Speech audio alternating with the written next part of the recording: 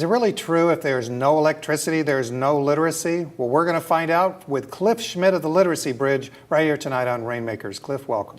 Thank you very much, Stan. Literacy Bridge, this is a not-for-profit that you formed. Yes. Tell us a little bit about Literacy Bridge. Yeah, I formed it in 2007, and what I was interested in was how can people, the very, very poorest people on earth, get access to knowledge. And the original thing I was focused on was exclusively about literacy.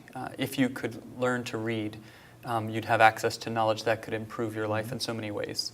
And then what I later learned, and where we've got a lot of momentum lately, is bringing knowledge to someone who's not literate. So literacy programs are still extremely important, but there are 1 billion adults in the world who are illiterate. A billion adults? 1 billion adults, yeah. Wow. The actual number that you'll see through UNESCO is somewhere around 774 million adults. Although those are people who will tell you on a survey whether they're literate or not. And turns out there are people who are, far more people, about 25% more who are illiterate. Are you a teacher? No. Have you ever been a teacher? I've taught classes here and there, but no, I'm not really a teacher. So forgive me, but what makes it so that you are qualified to do this? I think the key thing is to figure out what you're good at, and to do lots of listening to everyone else. So I don't do any of the teaching. A really key thing to what we do at Literacy Bridge is to partner with the local experts, the people who are experts in farming, especially the ones who are experts in health, and who speak the local language and know the local problems. And what we do is we just work with them to capture their knowledge into audio recordings, and then we make that available to people who can't read so that they can learn from that. So if there's any teaching going on, and there is, it's actually coming from people who speak the same language in the same area. We're actually going to be getting the website of the Literacy Bridge up often during the show. It's literacybridge.org, and if you will allow the picture carousel on the front page to go through, you will see a picture of Cliff with former President Bill Clinton. That was pretty interesting. How did that happen? Well, just one day I got an email that said, on behalf of President Clinton, we would like to invite you to join the Clinton Global Initiative. And that's an organization of people working in nonprofits and in for-profits, in government, in academia. And the idea is to bring people who are doing interesting things in the field in these various ways together at an annual meeting in New York in September. And then hope that the interactions will create something new. But not just to hope that it does. A key thing about the Clinton Global Initiative is that every member is required to make a commitment. You have to commit to something very specific that you're going to accomplish, some means of alleviating poverty or improving the environment or a number of other things. So as a new member last year, when I attended the conference, I committed that Literacy Bridge would take our maternal and child health program and expand that to 75 villages throughout Ghana. 75 villages? Yes. Wow, that's a lot. Yes, we're only up to 10 now. We're just, as we get funding for that. The one thing about the Clinton Global Initiative is it's not a foundation. President Clinton does have the Clinton Foundation. Mm-hmm. This doesn't give you any funds to do what you need. It's more about trying to connect people the right way and to get people to make big, bold commitments that hopefully will draw attention to other people who will say, this is something I want to get behind. So we've gotten 10 so far.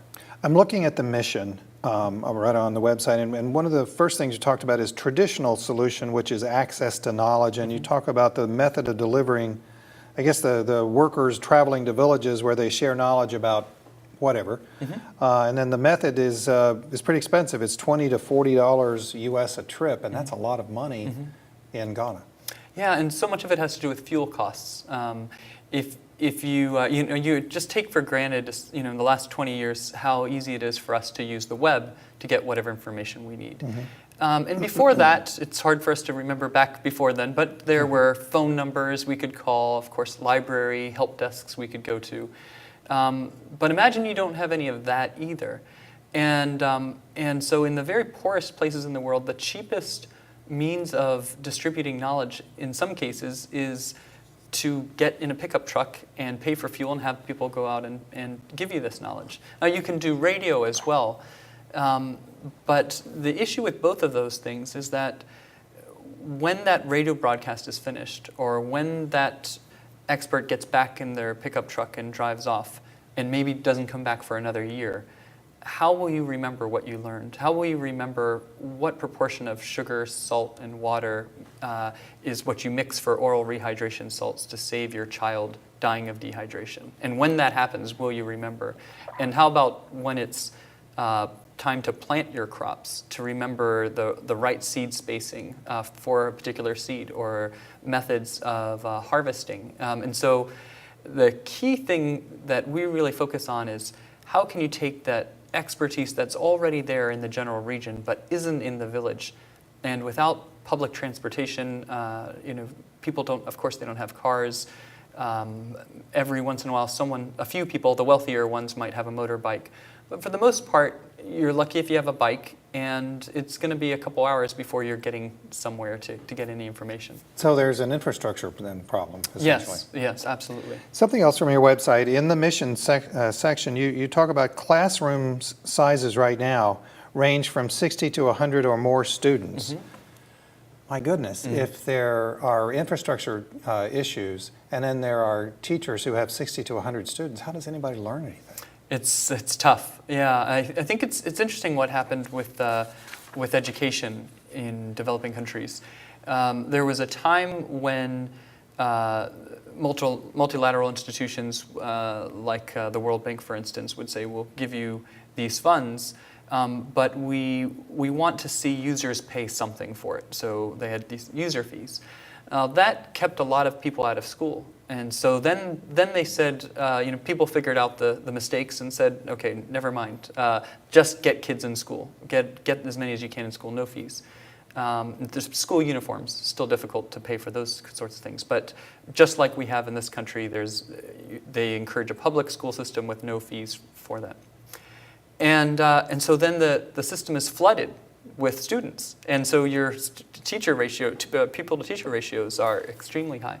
And so now the issue is, how do you get more teachers? You've got to do a whole lot of teacher training. And so it's complicated. And so if I've been in these classrooms with 80, 100, 116 kids in one of these.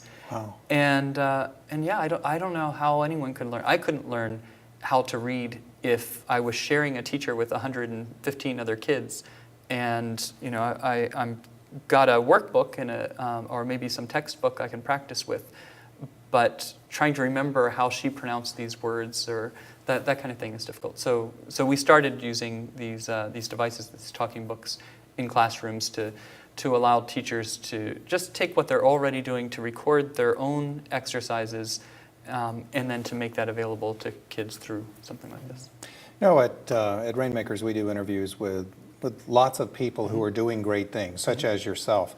And I find that one of the most interesting things often is the person that founded the organization. Where do you come from? What's your background? Nothing related to this.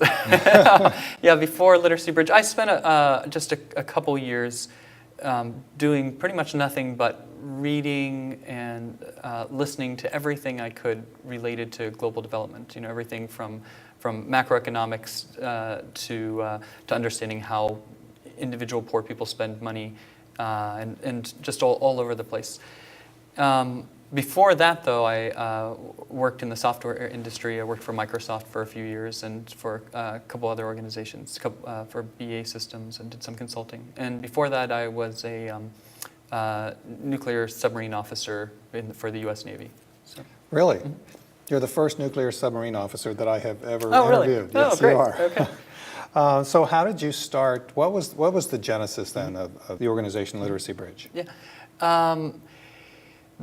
I was actually paying attention to what one laptop per child was doing back before they even had started officially selling laptops. That was the $99 laptop? Yes, yeah, although it was actually $200. You may remember, they called it the $100 laptop, but it actually was about $200. And my concern. I was interested, at the time I was interested in seeing how could this be used for local content. How could local experts put their knowledge on here? How could local people put local language textbooks in there and read it and allow a interactive experience between hearing the reading and seeing the words.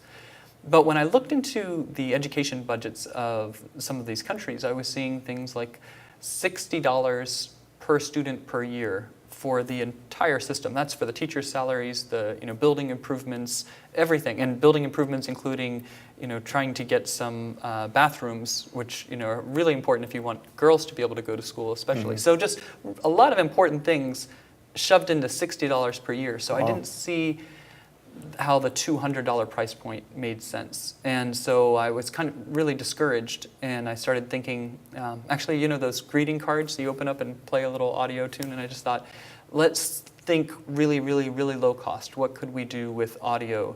How could that technology be adapted to the needs of people in these areas? Mm-hmm. And so what did you do? So I'm looking at a green thing right here on the table. Yeah. So this is what became of that, the talking book. What I started was I just grabbed a lot of off-the-shelf devices. I grabbed some children's toys, leapfrogs, leap pad, and all of this stuff, and brought it to Ghana in West Africa, and then out to the very poorest, most remote region in Ghana, and spent a lot of time asking kids and teachers and parents, and then also started talking to healthcare workers and agriculture extension agents, the people whose job it is to go out and teach farmers techniques that could double or triple their crops if they apply them. So this was not necessarily a literacy tool as we consider it here in the United States. We're teaching people how to read and write and things like that. This was instead a training tool? It was originally a literacy tool. It was in that first trip when I was exclusively focused on the literacy tool stuff that I started seeing how it would work. I saw some of the problems of some of the devices, the toys that we have here. They get knocked around a lot, or the power source is a problem. But then I just wanted to learn everything I could about all the issues that affect people, and health and farming are the big ones in the rural areas.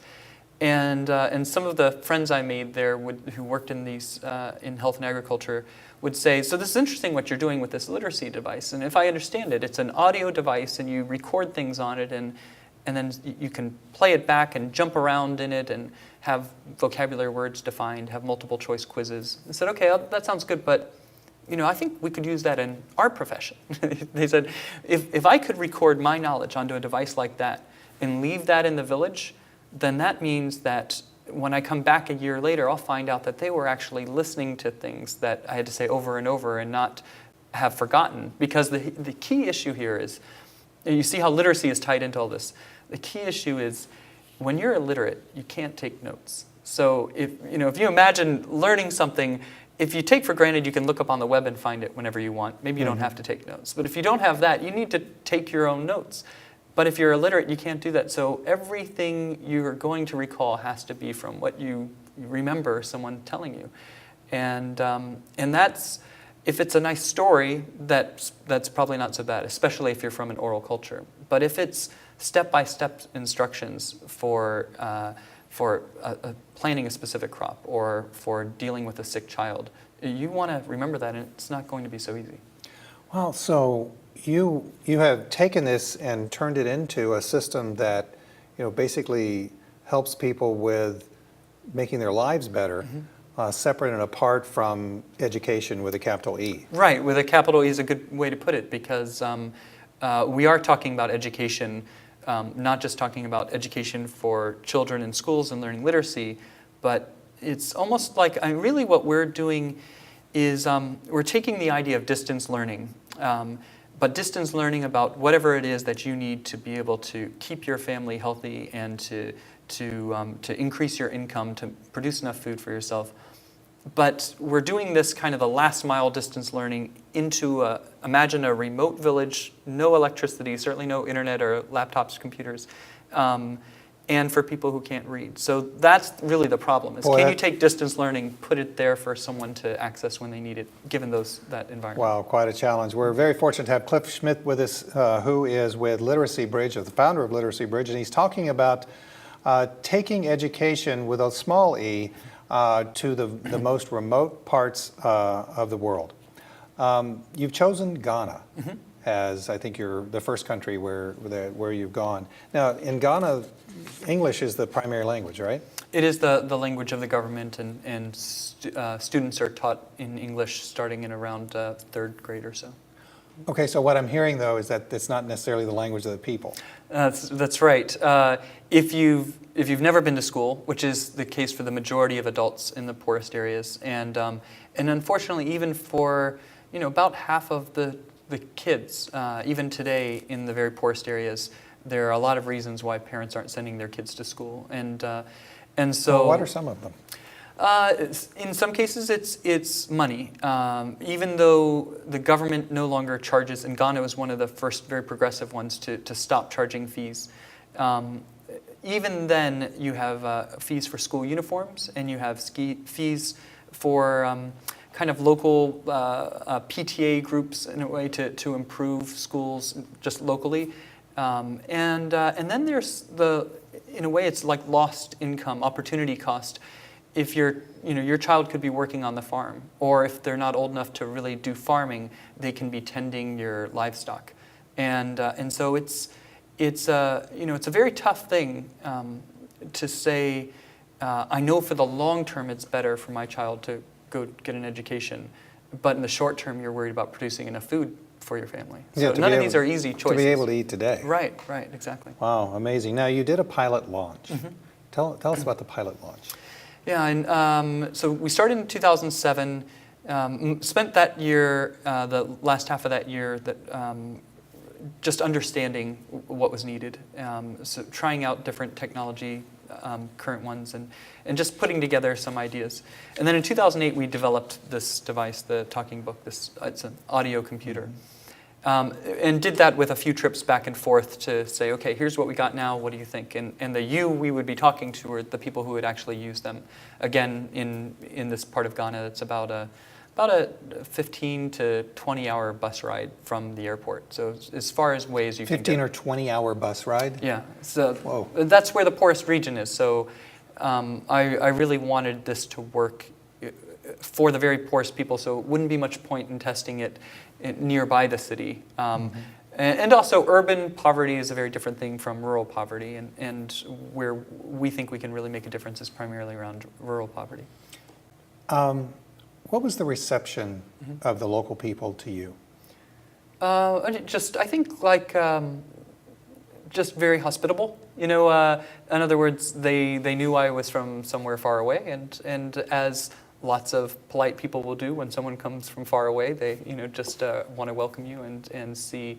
And then they also understand that you're there to try to do something that will benefit them. How did they find that out? Well, they're kind of used to it, because they certainly don't have what they need. But in most of the poorest parts of the world, there are a lot of nonprofits trying to do something in some places, and some of them are effective, and some of them are not so effective. But if you're living in the very poorest parts of the world, there are going to be a lot of them running around, and so one of the things where we're a little different is that I never went there and said we're here to give you something. We're not here to give you food, to give you something like that. We're here to simply give you the opportunity to have access to knowledge from your own country, knowledge about the things that other people know about in your area. We don't know anything about, but we can try to make that bridge so that when you have this knowledge, you can do all sorts of things. And so it's a little bit different. Show us how your technology works, and just go ahead and pick it up, and we'll get it with the camera. If you would, and since they're speaking a different language, then how do you get your content?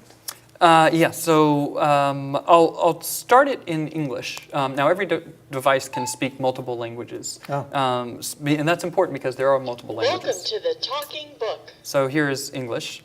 Press the right arrow to choose a subject. And so you choose which subject you want. Here are a few.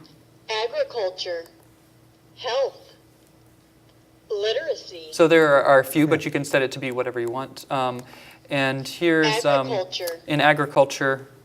To learn about agriculture, press the up arrow. And so we can, We at the Agri Office would like you to stop making mounds and make beds to plant your crops, because you can plant more crops on beds. so Okay. that's an agriculture one. One thing about To learn- agriculture, we started, you asked me about the pilot.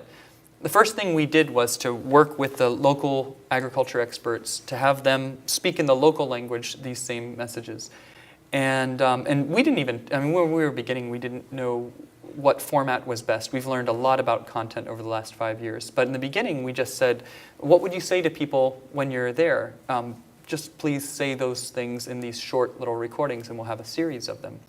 And we put these in a community, in a village called Ving.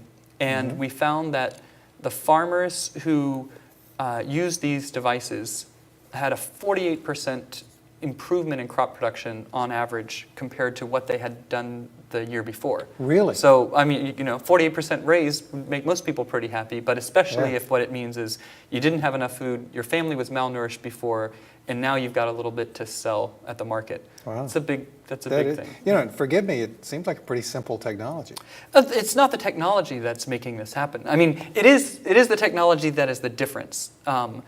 What the important part is just connecting the expertise in one part of a poor region, because there are people who had the opportunity to go to school, who maybe even went to college in some cases, and got a government job or a nonprofit job, or maybe they even work for a for-profit agriculture company. Now they have the knowledge, and for whatever incentives there are, whether different for government than for profit, they want to get that knowledge out to this remote area. And all we're doing is just the technology to make that work. And it is a little bit complicated, underneath the very robust device and the way it logs statistics. We know everything someone's doing on this device because we want to know what are people listening to, and what, when they listen to this, how many times did they listen to it, and what parts did they skip. So there is some complexity underneath there, but it has to at least appear to be very simple, because you're talking about people who just haven't been immersed in technology the way we have. I want to go to some of the villages, because you talked about one of them, and the villages on your website, literacybridge.org, it just seems really cool. It seems like you probably have had the opportunity to meet some very interesting people. Is it Gozu? Yeah. Population 500, and most of the people there are subsistence farmers. Yes. When we're talking about subsistence farmers, what do you mean? What I mean by subsistence farmer is someone who, if they don't farm, if they were to do anything else that they could do, that they have an opportunity to do, that they're trained to do, they couldn't possibly make enough money to eat. So they farm crops because they need to feed their families. That's what I would consider subsistence. So tell us about Gozu. Yeah, Gozu. So I've had a couple trips to Gozu. In fact, we tested out a few new ideas for buttons on here to make the device even simpler, and the folks in Gozu gave us some great feedback. Yeah, so Gozu is it's a relatively small village for where we work. The villages that we work in average about 1,000 people or so, and yeah, just really almost everyone is a farmer.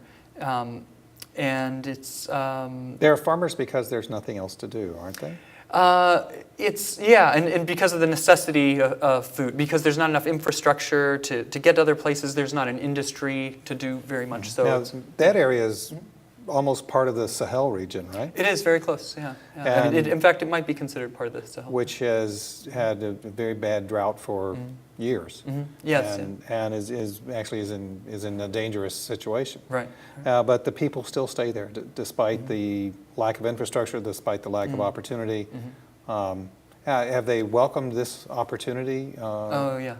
They've been great in Gozu and Ving, Jafiri. These were 3 villages where we started our latest project. And Ving we've started back in 2007. And they've definitely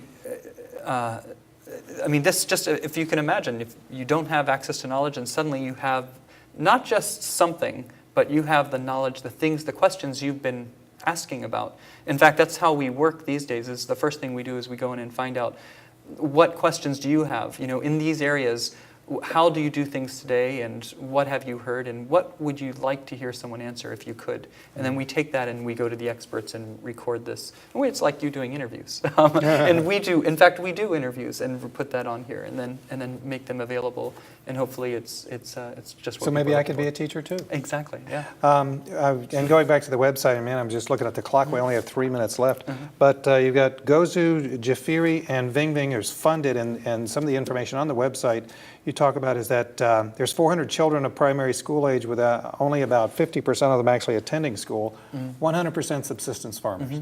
And they raise crops such as maize and beans and ground nuts and millet and guinea corn. I don't even know what some of these things are. Yeah. That's those are most of the staples there. Yeah, the great thing you mentioned, funded and not funded. The really incredible thing that's been happening lately is that people have been getting together here in the U.S. and funding these villages, basically putting together $5,000, whether it's through a benefit concert or it's a bunch of friends or a fundraiser event. And in some cases, we have a few individuals who have wanted to make it possible for a new village to have this program. And that allows us to bring the technology in to get things started. And the best part is, then we have a service running, and the governments see this as the most cost-effective way they can get information there. So at that point, it becomes financially sustainable. But we've got these amazing, just thousands of donors now who are putting in the investment capital, basically, to get this to happen. So then the government comes to you perhaps and says, we have a new vaccination program and we need to be able to get the information out to the public? Yes, and so we charge a fee for the service that we do, because that's the only way to keep this sustainable. In fact, we would love for other organizations to start replicating this, but we really need to work out the kinks and figure out how can it be as cost effective as possible. I take it then that listening to the local CNN or watching the local CNN is not something that's reasonable, huh? No option. So when the health, the Ministry of Health says we have this new vaccine out that we need people to know about, then we just create a recording about it, especially one that's very compelling, and make that available to our network of talking books. We've only got 30 seconds left, and I seriously have just hours of questions. But of all the places that you've been in Ghana, what's your favorite story? Wow, I think probably would be when this mother had told me, her name is Natalie, and said that she had used this device and learned that the first breast milk was the most important, the colostrum. And she said that she wasn't going to let her sister-in-law waste it. She actually had stopped her sister-in-law from wasting it and said, I learned that this is so important for you to feed to your child. And it was just great, not only this one listened, but that they were then passing it on to other people. So. We're going to let that be the last word. Cliff Schmidt from Literacy Bridge, thank you very much.